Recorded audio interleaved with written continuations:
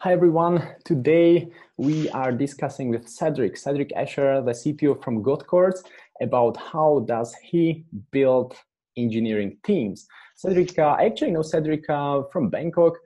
He's an experienced technical leader, and these days he has a team based here in Bratislava. But the setup is rather unusual, so that is also the reason why we will ask him how does he manage the team, how does he combine the on-site and remote work. So Cedric, thanks again for being here on this live stream, and please tell us more about how do you actually operate with a team. What's the setup? Why is it special? Yeah. Hi back to you, Michael. Thanks for having me here. How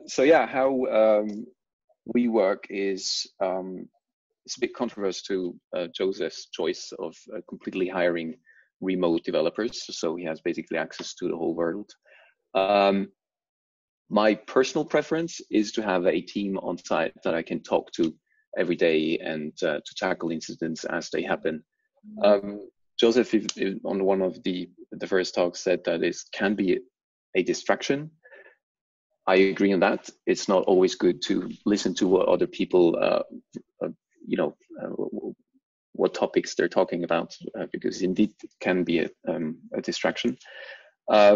So we decided to divide our on-site team here in Slovakia on a 3-day on-site work run, let's say, and then a 2-day off-site work, so they can work remote at home. I don't care where they are. So what happens is that, especially during periods or sprints where we develop new features from scratch, we have an intense discussion on flip charts, whiteboards, where we try to figure out how to solve a problem.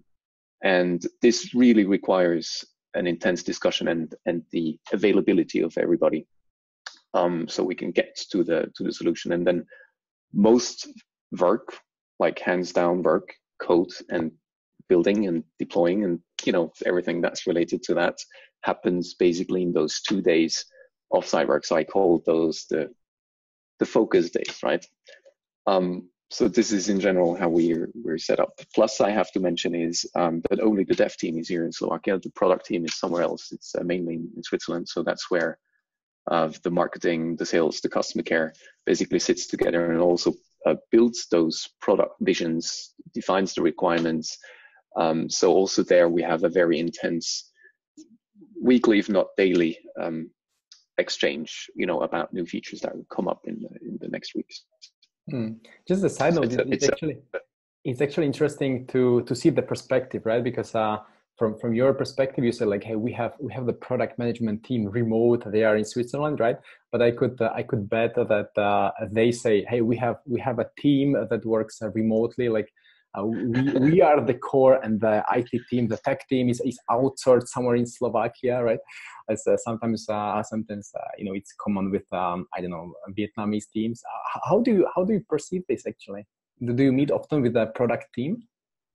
Oh yeah, so we have a pretty well-established process where customer feedbacks come in, where feedbacks from the sales team come in, where we have a vision and a goal, and then we design product requirements around that leads us to this goal to fulfill it.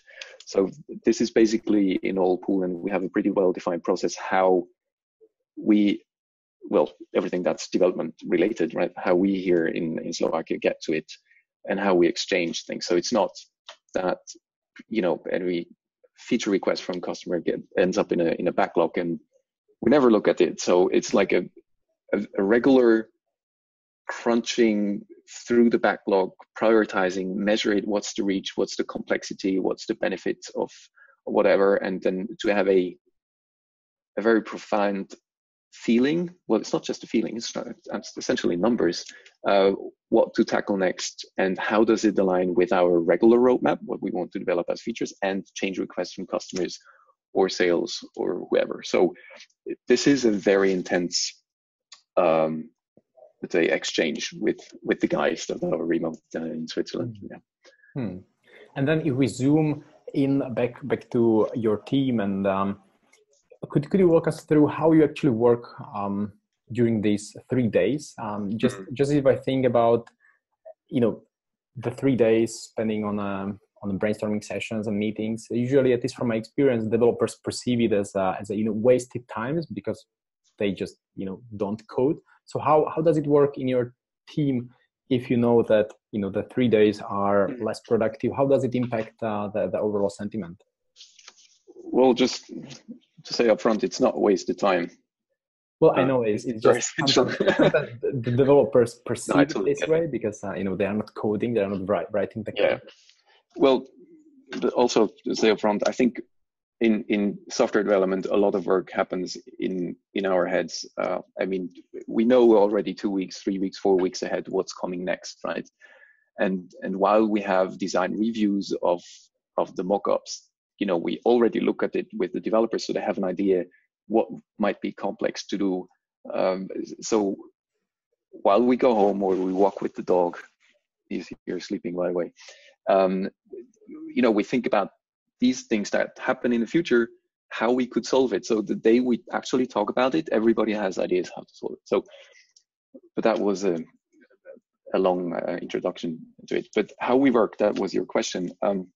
So we have Scrum. Well, we took that framework Scrum and we adapted it to our needs. So we have these daily stand-ups, but let's say virtually on Slack, but we added actually a weekly Outlook planning that usually happens on Monday morning, where which is really interdisciplinary. So it's like you can say a Scrum of Scrum. So because there's inputs already from the sales team, there's inputs from the customer care. Maybe we need to change things, change the sprint goals. Because if I tell the sales guy that, sorry, we're in the middle of the sprint that is done in 3 weeks, you have to wait now for another 3 weeks until we can really attack your problem, and maybe he loses customers in his pipelines, right? And in a startup, it's all about growth. So we need to make things happen. And so we take this opportunity on a weekly basis to really look ahead, move things around, check on dependencies, who needs what. So we don't just go from ticket to ticket, right? But maybe reprioritize what has to be done today, so another guy is not blocked by another things, by another person or another discipline. So we have these daily stand-ups. Yes, that's all good. It's good for the day focus, right? What do I want to achieve today? But we have also these weekly outlooks. Despite an outlook for a sprint is 2 or 3 weeks, that really has or adds a mindset to every developer. What is going to happen this week, so they can focus on the right things. Then yes, these wasted times for Wednesday when we have brainstorming. So I mean, I described this as very chaotic, and it may be. We're not tackling every day a brand new feature that needs to be developed from scratch. Sometimes we just enhance features where the architecture is done, where we just implement new APIs and stuff. So that's can also be like only coding weeks, right? But sometimes there are big features, more often than not, and then I need every IQ, every brain cell that has creative ideas, and bring us to that goal. And it's not wasted, because if you don't do it, then there is maybe a design change, or we're about to implement something and we see, oh, it doesn't work, and then it's, why didn't we talk about it before, right? So that's the conclusion. So I like to talk about things. Totally. And then the remaining 2 days are actually the most productive days ever, because do you limit the communication then? Like, do you just really go offline? No. We're all online. And even then, at home, you start coding and you then finally see, oh shit, sorry, that didn't work as I thought. So we need to talk about it. And then a problem comes up that Joseph also mentioned is this chatting around. So you as a leader, you sometimes have to set up a call. Let's talk about it, because chatting is so inefficient. It's typing. I can talk or speak faster than I can write, and you need to have people aligned. No, so it's definitely not silent. It's more silent, I would say, but definitely not muted.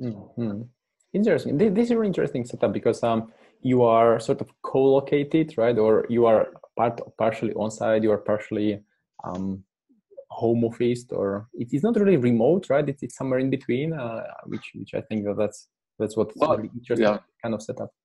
Yeah, I don't know where the developers work from. Sometimes they're home, sometimes they go earlier to a remote weekend place and just work from them. I don't know. It works. Very cool. Very cool. What is your, say, major takeaway from the past 6 months of this sort of team setup? What would you suggest to everyone watching this stream? Well, one thing is really communication. I mean, you go remote, and it's not throwing a requirement set over the border and then assuming that everybody understands it and just develops it as the owner of that requirement wants it, right? So there is a lot of communication between the teams. So let's say remotely to the product team. I call it product team, but it could be customer care, it can be sales. So there's really intense communication.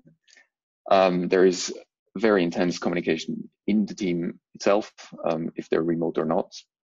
It's on site. So what I learned also from the past as a consulting, where we also had, let's say, remote teams, and we made every year these employee surveys, and there were over 100 developers and other consultants that were running around customers. So the three top topics that were criticized to be not good enough, it's usually salary, information, education, right? Whatever you do around these three things, it's never enough, and they will be criticized.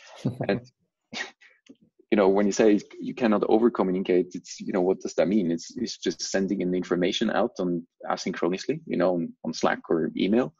Is that enough? Because people still need to read it, and if you have a flood of messages, a flood of emails, you cannot assume that everybody reads it. So it's also important to have, all hands, inform people about, the goals. Where do we stand? What was the turnover? To involve everybody.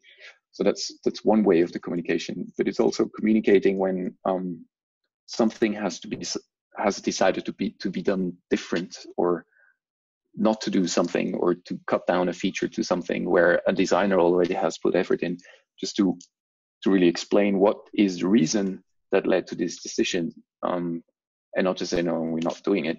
Then, people don't feel their work being respected. So I think there's this twofold lack of communication.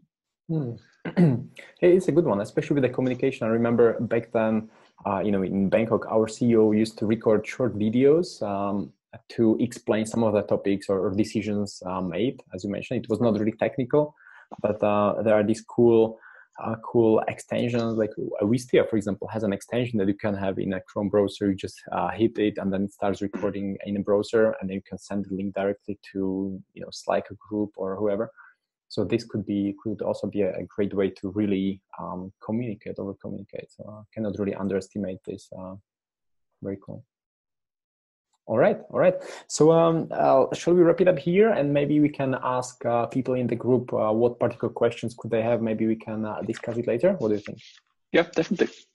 Cool. All right. Thanks a lot for your time, and have a wonderful and productive day. And by the way, is this one of the days when you are alone? Like, on site or off site? Like, alone at the office? Yeah, literally, no one's here except my dog. But I'm a person that like to be in the office because that gives me the right mindset. Working home from time to time is okay. But that's when I usually do laundry. Well, Saturday and Sunday is when you work at home, right?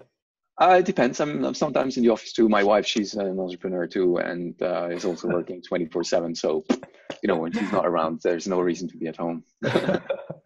Lovely. All right. So enjoy the productive day and the productive weekend. Yeah. Thanks for having me. Cheers. Bye. Bye.